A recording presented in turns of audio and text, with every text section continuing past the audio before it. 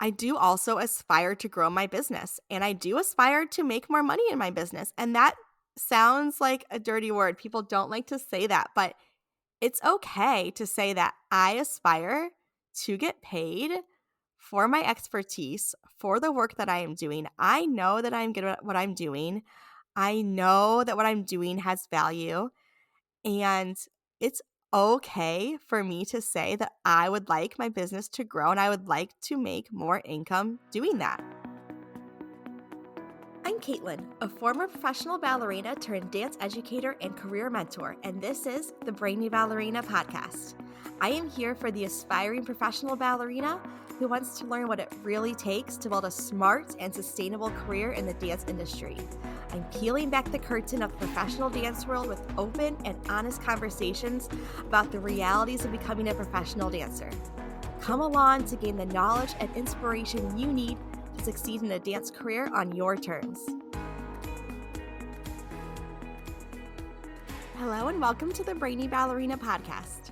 Caitlin here today with a solo episode chatting about all things finances, business, money, as a dancer, as a small business owner, as a dance educator, as anyone working in the dance field. Before I get into the episode, I wanted to share something really exciting with you all. I was just doing some research for a meeting I had today, and I was looking at my podcast stats. And the Brainy Ballerina podcast has been listened to in 40 countries, which I think is just so, so cool. We've also reached 48 of the 50 US states. We have not had any listeners in Wyoming or Alaska. So if you know anyone there, send them the podcast. But I just want to say thank you for everyone who's tuned into this podcast. The fact that we have a global audience of dancers is just so, so cool to me. I'm really passionate about what we're building here, and I want to say thank you and just celebrate that win today. I also want to give a huge shout out to all of my guests who have come on the podcast. They've all been so open and honest in sharing their stories, and I know it's making a difference for dancers. I get messages every week from dancers telling me how impactful hearing these stories has been for them. If you're one of those dancers, if you are tuning into this podcast each week and it is making a difference for you, I really do need your help. I have set a goal to hit 100 5-star reviews of the podcast in 2025. So if this podcast has made a difference for you, I would be so honored if you would take a few seconds today to visit your preferred listening platform wherever you choose to listen and hit that 5-star button. It only takes a few seconds to give the rating. If you do have a few more minutes and you want to leave a written review, those go a super long way. I know as a consumer, I'm always looking at reviews and I take them really seriously. So if you have a few words to say and you have some time today, that would be also a huge help. Thank you so much for your support as this podcast continues to grow in 2025.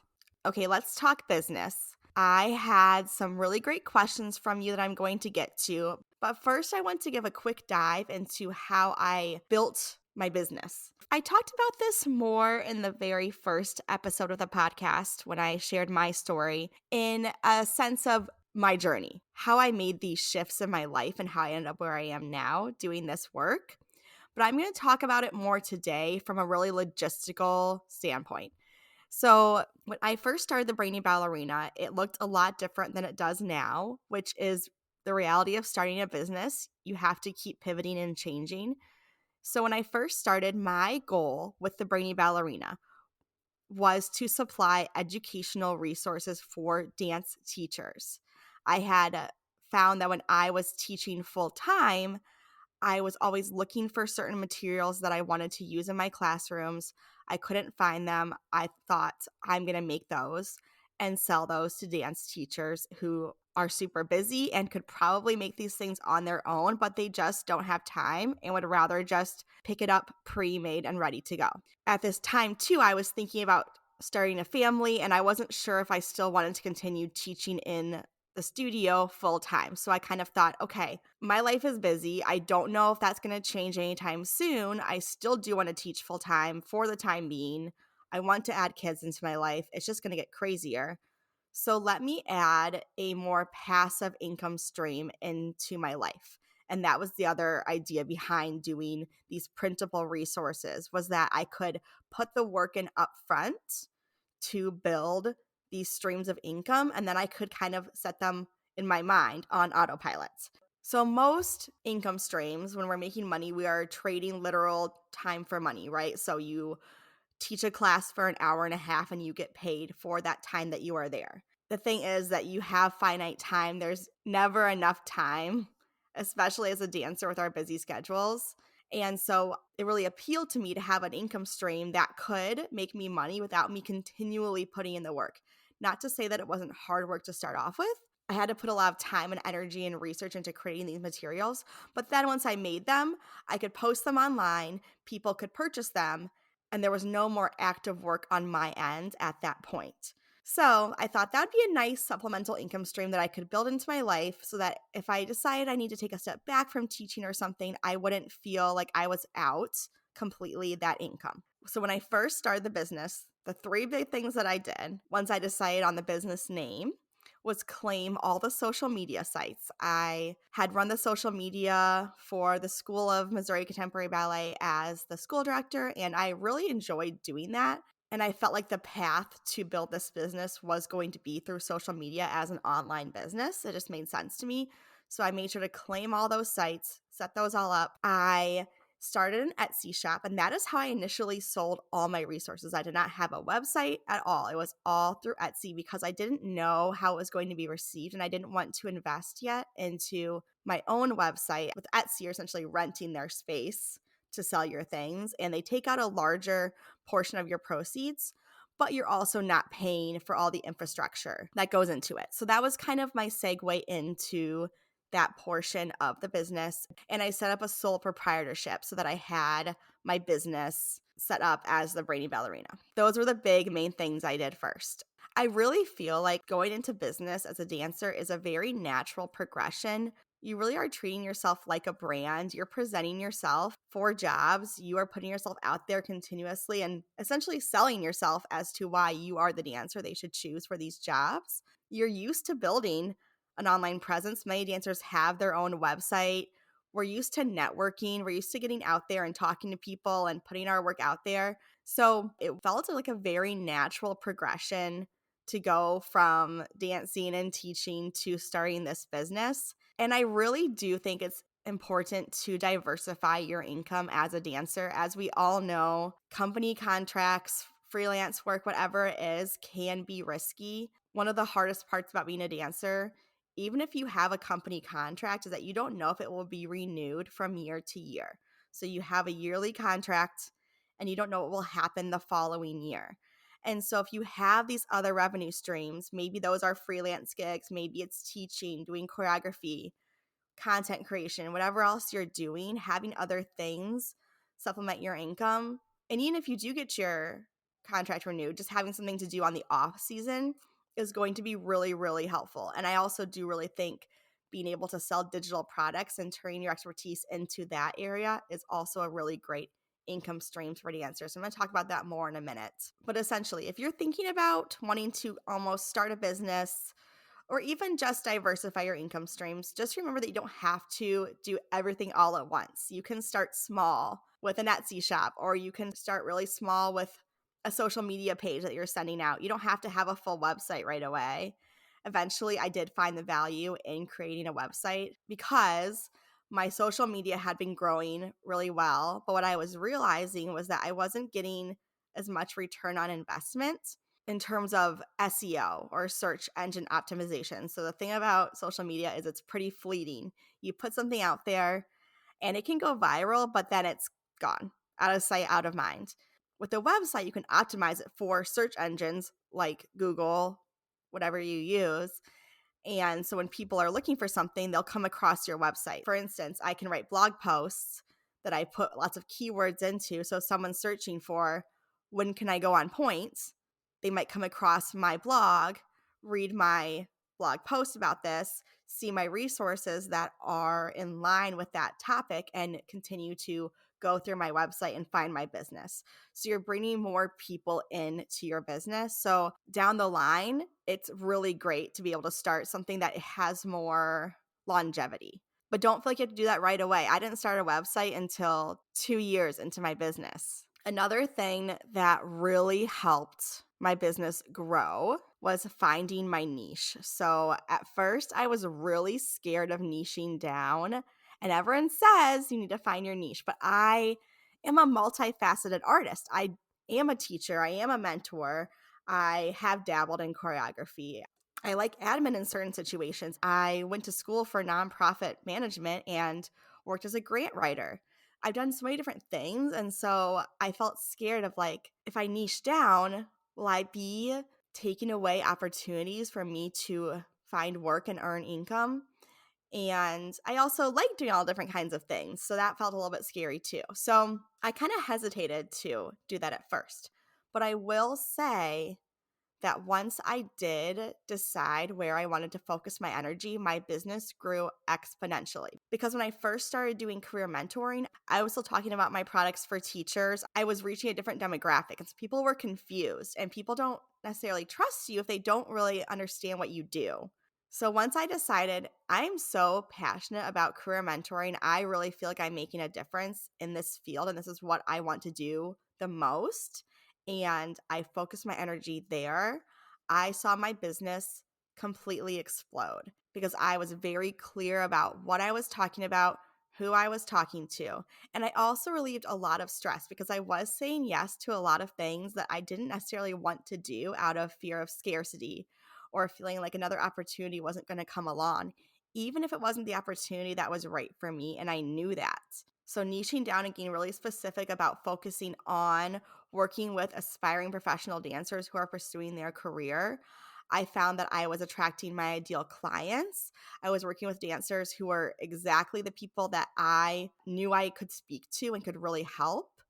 And it just all really fell into place. So there's nothing wrong with loving a lot of different things and wanting to do different things. And I very much get that. My brain likes that. But if you want to build that trust, it does help to have a very specific niche of what you want to do and be really clear about what you're going to say yes to and what you're going to say no to.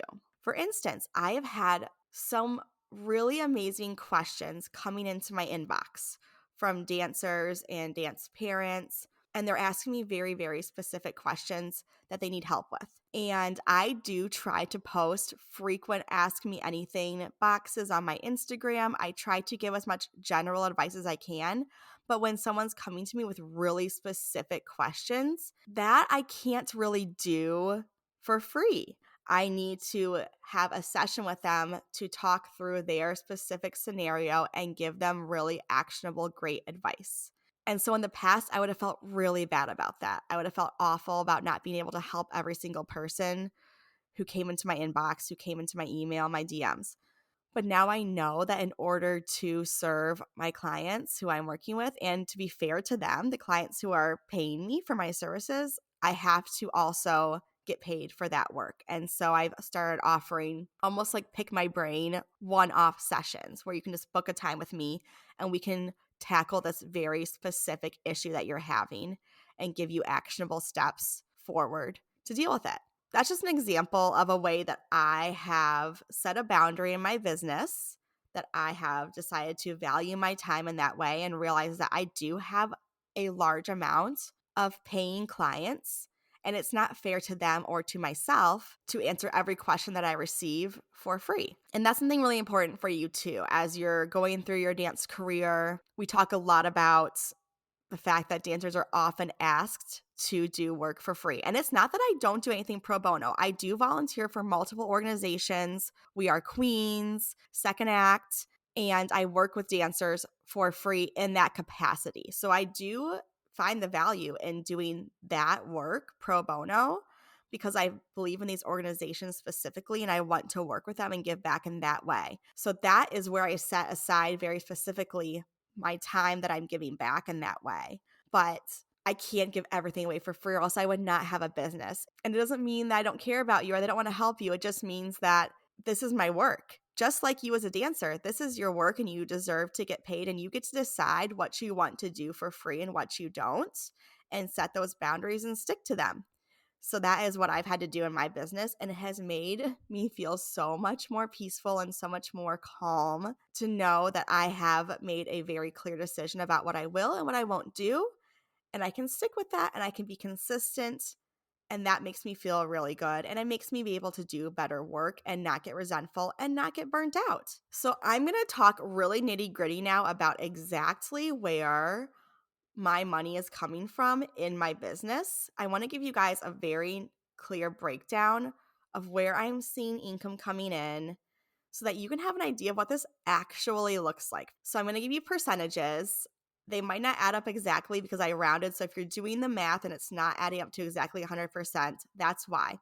But the biggest portion of my income is coming from one-on-one mentoring. 50% of my income is from working with my clients one-on-one to help them pursue their professional dance careers.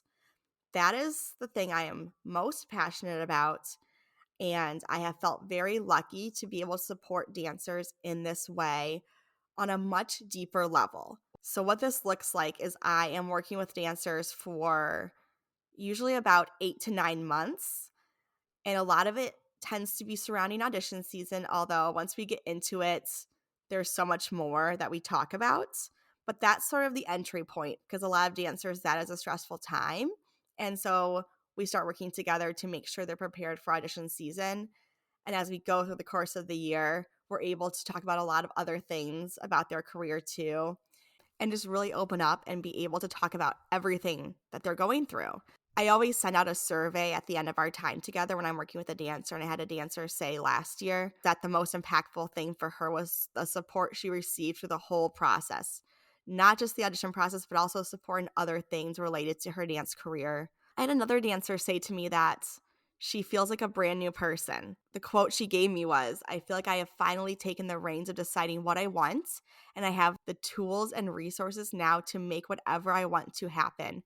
I feel a lot more freedom now too, especially in traveling on my own, financially, and also in terms of being able to rely on myself to do the nitty-gritty tasks instead of constantly asking other people to help me. In basically all aspects, I feel a lot more self-reliant, more like an adult, and I feel like I'm also able to voice what I actually want to others." That to me is so, so huge. And that is what is my driving force for the work that I am doing through career mentoring. So I love to see that this number here is at 50% of my income because I've worked a lot over the past years to build up this portion of my business. And I would love to see that part continue to grow as I move forward. The next highest income that I'm bringing in actually is tied 13% for eBooks and 13% for my printables. These are examples of my passive income.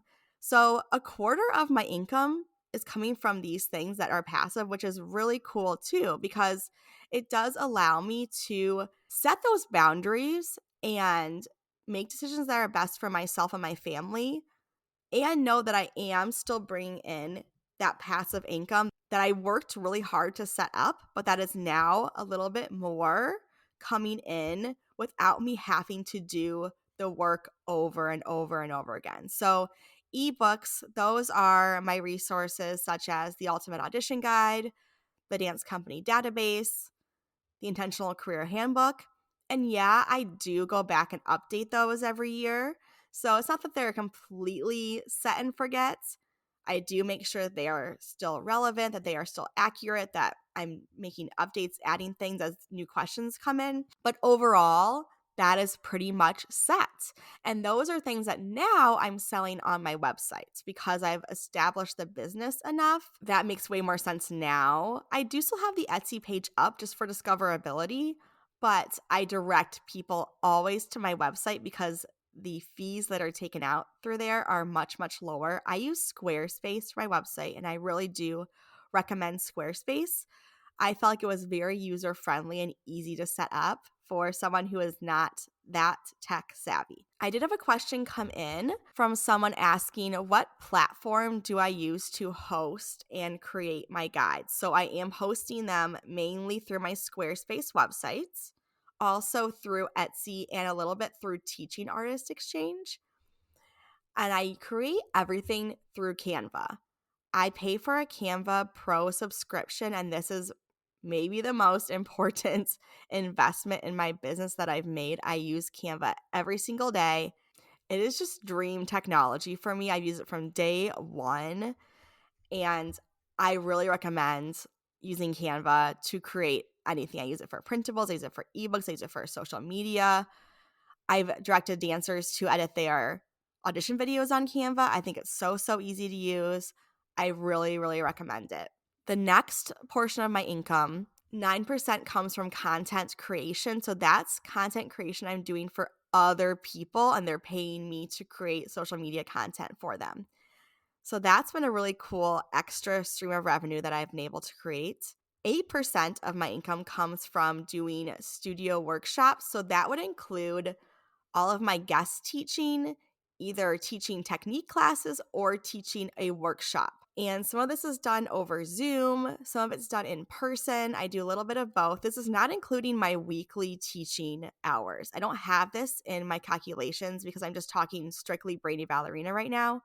So I'm not including my weekly teaching hours in this. This is just when I am hired out by a company to come do more of a one-off class or workshop. I do want to start traveling more and doing more of this in the coming years. I had to back off a little bit over the past years because of my growing family. I had my daughter, and it just wasn't super feasible, but I am starting to add more of this in. And I really do love getting to meet more dancers. And I do find that especially in the summer, I'm typically working less one-on-one with dancers because they are having time off, they are going to summer intensives, they're a little bit busier in that way. And so I love being able to add the studio workshops into my schedule during that time to give me that extra in person, or even if it's on Zoom, that communication with other people instead of just sitting in my basement feeling kind of alone.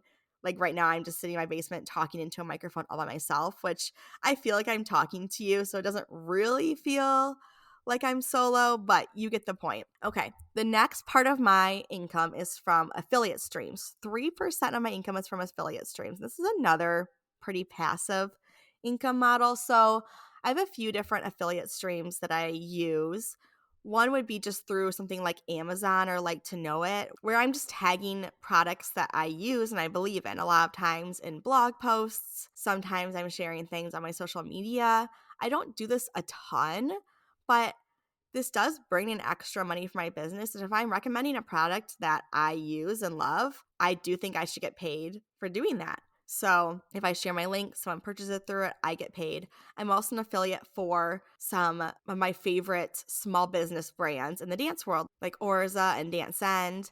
I'm going to link in the show notes. I have a whole discounts page of all the discount codes that I have for some of these amazing companies. And some I'm affiliate for, some I'm not. Some are just, they gave me a nice discount code, which is amazing for our community. So I'm going to link that in the show notes for you to check out if you are interested. But that's another way I'm able to supplement my income without too much heavy lifting. In 2024, only 2% of my income came from judging. That was a really low judging year for me. I just couldn't make it to that many events for Étoile, so I only was at the regional competition in Indianapolis last year, just the one. So this year I'm doing quite a few more events. I think that number will be a little bit higher this year, but that can kind of fluctuate based on my schedule and their needs. Less than 1% of my income came from things like webinars, audits, earning interest on my bank account, things like that. So really small portion. But honestly, when you're a small business owner, when you're a dancer, every single penny counts, makes a difference. One thing that I would tell dancers right now is set up a high yield savings account if you do not already have one. It is free money. And I know, especially when I first started my career, I did not have a lot of money to put into my high yield savings account, but I put something in there every single month and I got money back. My high yield savings account is currently at 3.8% interest, which is a pretty good return on investment for really doing nothing, just putting money in there. There's no risk either, right? It's not like investing where you could lose money. No, you're just gaining interest. And for many of these accounts, you can open them with $0. So you don't even need to have a certain amount to put into the account to open it. So I'm going to put a link in the show notes for the high yield savings account that I use. I've used it for over a decade, have been super, super happy with my experience, and have gained a pretty decent amount of interest. I'm going to put that in the show notes. If I would give you one action item from this podcast episode today, it would be to go and set up a high yield savings account for yourself, for your future. It costs nothing and it is just free money. So when I've been talking about these different income streams, I talked earlier about active versus passive income. So active is when I am actively trading my hours for money. Passive is products that I have previously made and I am now selling, or my affiliate links, my interest. So my income breakdown in that way is 70% active and 30% passive, which I think is a pretty good breakdown. I'm happy with that. The passive income just allows me a little more freedom in my business for the times that I need to take time off, like when I was postpartum with my daughter and I needed to take a little bit of time off from doing mentorship, when my family has a vacation, when we have something going on. I've been able to travel all over the world and I'm still getting notifications that I'm selling resources while I'm traveling. So I am bringing money into my business, whether I'm traveling, whether I'm sleeping, whether I'm doing other work. That money keeps coming in without me having to actively keep pushing it. Now, do I post about these things on social media? Do I have other things in place like my blog and my website set up to help facilitate this? Yes, of course. I don't want it to get twisted that passive income is completely passive and you're doing no work. Like, you do have to do work. But when I see a notification come in that I've sold a resource, I don't have to do anything else for that, right?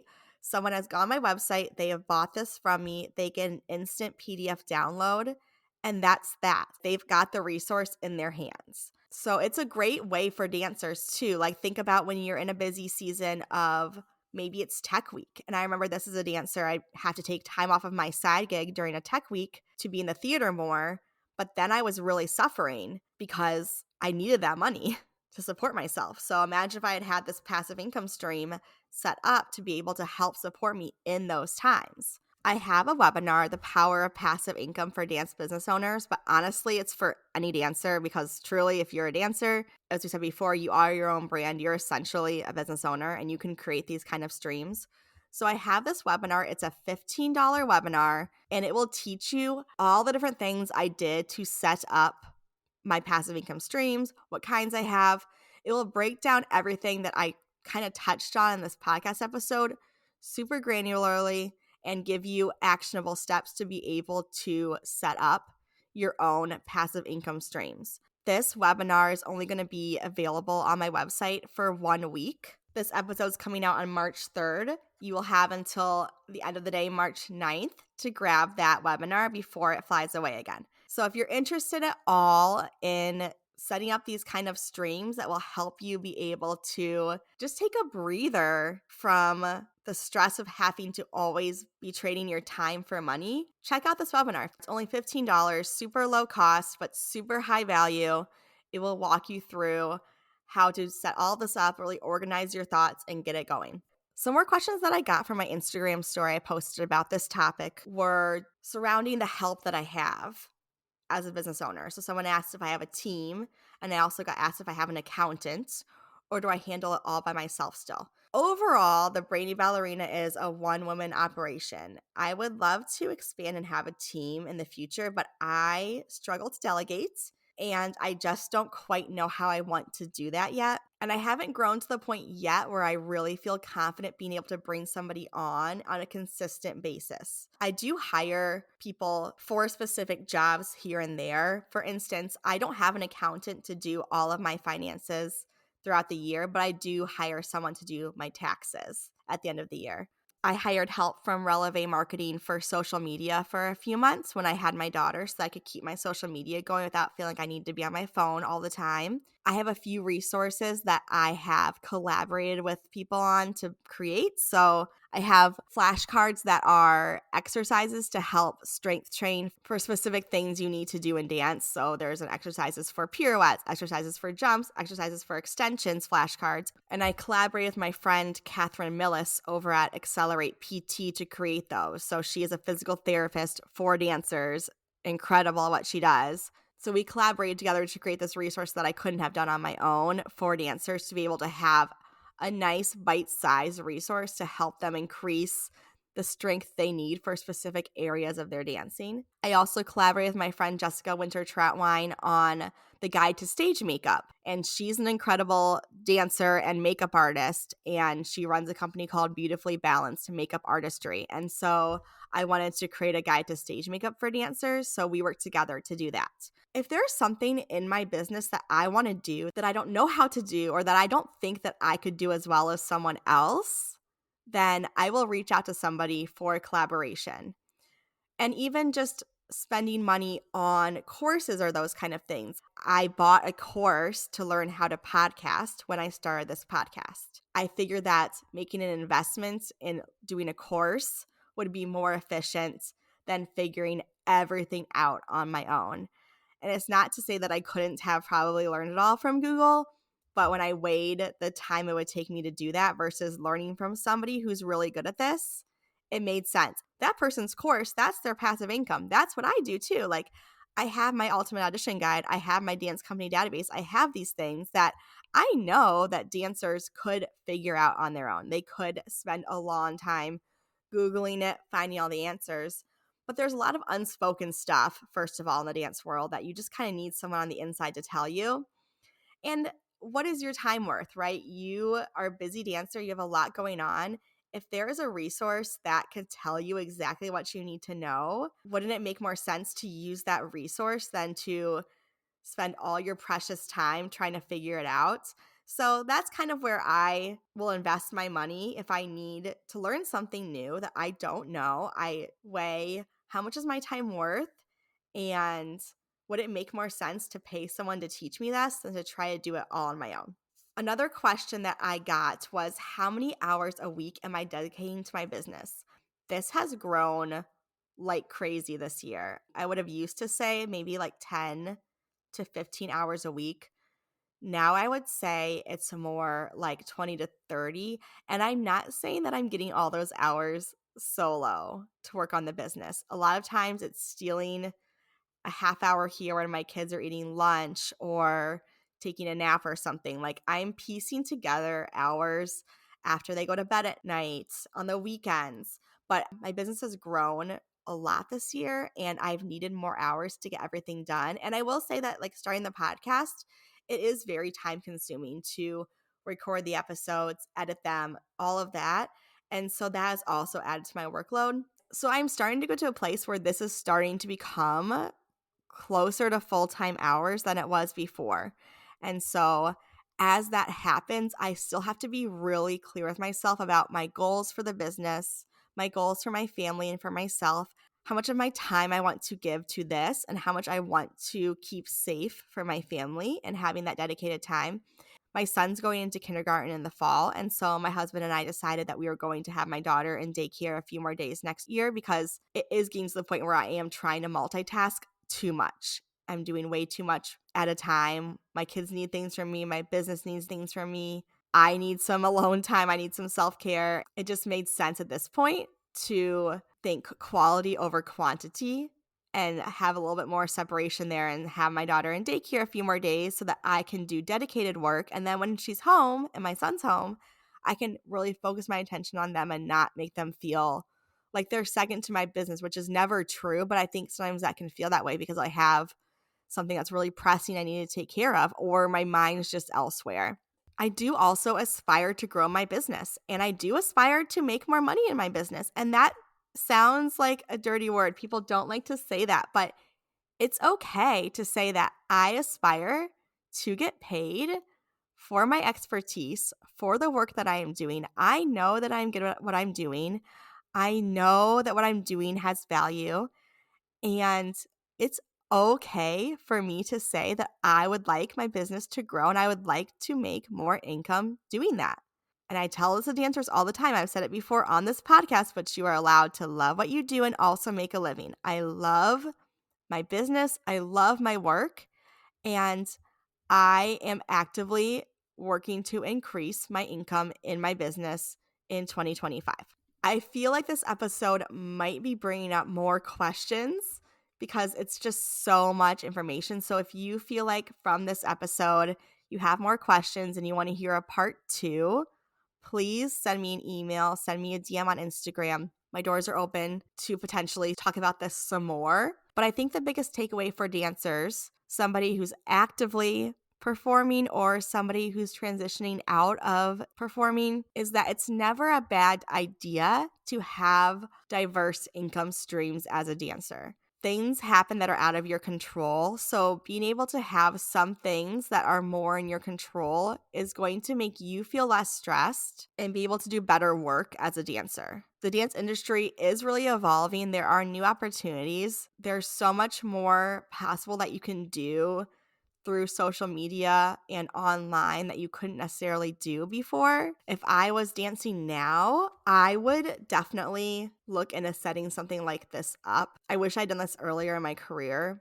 but I just really couldn't see the pathway, or it didn't really occur to me. All I knew was to work 14-hour days and be honestly completely exhausted. I wish that I had had this insight into how to create more diverse income streams that were not as hard on my body, so that I could really have dedicated more to my dancing and not felt like I was always kind of swimming upstream to make ends meet. So if this is something that is starting to churn in your brain and you're thinking maybe I should consider how else I could bring in income, my action items for you today from this episode: 1, set up a high yield savings account. I linked the one that I use in the show notes. 2, grab the Passive Income for Dancers webinar and start thinking about other ways you could supplement your income as a dancer. And 3, if this brought up more questions and you want some more specifics about anything or want me to expand on any of the topics I touched on today, send me an email, send me a DM, let me know, and maybe I can do a part 2. Thank you so much for tuning in today, dancers. And again, remember that you are allowed to love your job and also make a living.